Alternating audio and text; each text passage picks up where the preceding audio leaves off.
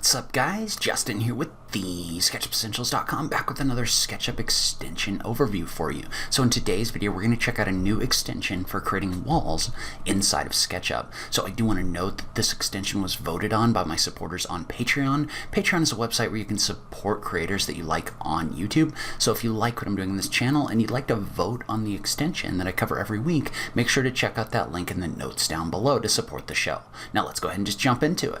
Alright, so in today's video, we're going to check out an extension called MAJ Wall Maker. And this is basically a wall creation extension for SketchUp. It's available for free, and you can download it from the SketchUp extension warehouse. So I will link to that in the notes down below. So basically, the way that this extension works is it creates walls with 3 layers. So the way that you activate it is you go up to Extensions, and there's an option here for MAJ Wall. So if you click on it, that's going to give you options to fill out information about your wall. So you can set things like your wall width and height, as well as the width of the finish on the interior and exterior of your wall. And so we'll look at these more in a minute, but for right now, if I click on OK, basically the way this is going to work is this tool is active, and I can just click in order to place walls in my model. And so I can move this, and I can basically click wherever I want and create a wall with unlimited breakpoints. And when I finally want to place the wall, I can just double click.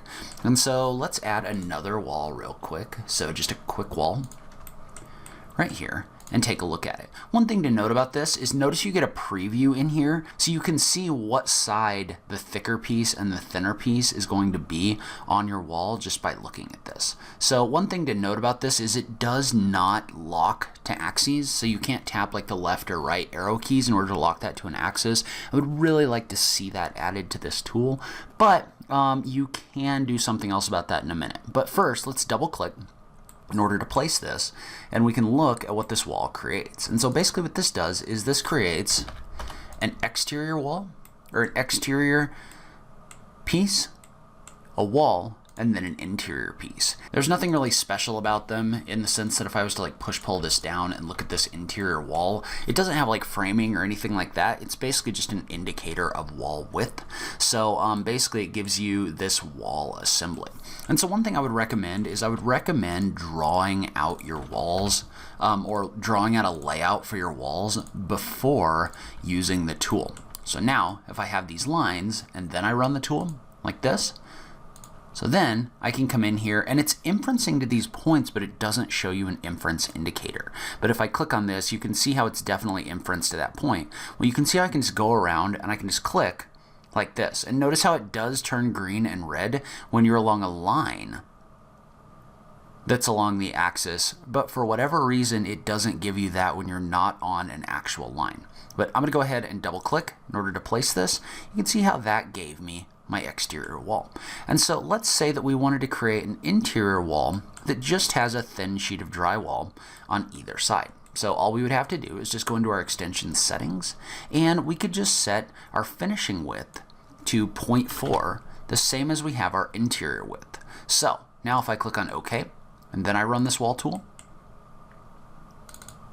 like this, you can see I can really quickly place those walls with just a thin layer of drywall on them. So if there's some reason that you need to show all of these on the interior, you can do that by adjusting those widths. And so I would say probably the strength of this extension in my mind would be for drawing exterior wall assemblies where you need to show multiple different layers. So let's say, for example, that you had a wall here, you needed a layer of gypboard on the inside, and then you needed like a thickened assembly on the outside. That's probably where this extension is going to be best.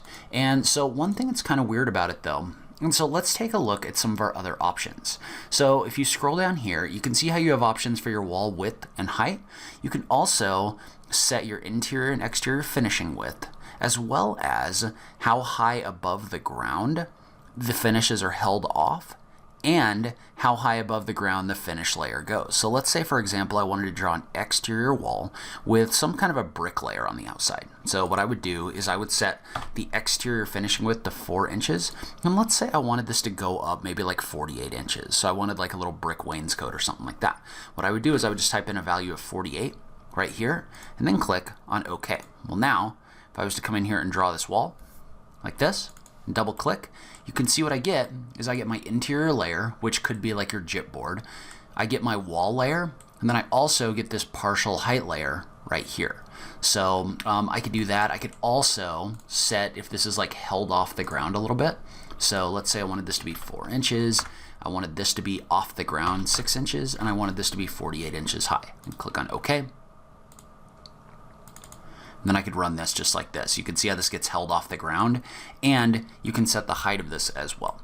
So one other odd thing about this is if you go into the extension settings, you can only set your finishing width to a maximum of 4 inches. This is an odd choice to me only because a lot of wall assemblies, for example, like here, we might have like 3 inches of insulation, you might have an air gap, and then another 2 to 4 inches of skin material. So you could have wall assemblies here that are much thicker than 4 inches. So the fact that it's limited, like if I try to put in a value of 6, it's not going to let me run it. So that's kind of an odd choice. That is something to be aware of when you're working with this tool. But I do think there's a place for this tool in your workflow. I think it gives you options that you don't get maybe in like the free wall creation version of 1001-bit tools or anything like that. So the 3 layers of wall in here are interesting to me, and I think there's definitely a place for that in modeling exterior assemblies. But I would like to see some additional thickness be allowed inside of your settings. So that's where I'm going to end this video. Leave a comment below and let me know what you thought. Was this helpful to you? Have you tried this extension? I just love having that conversation with you guys.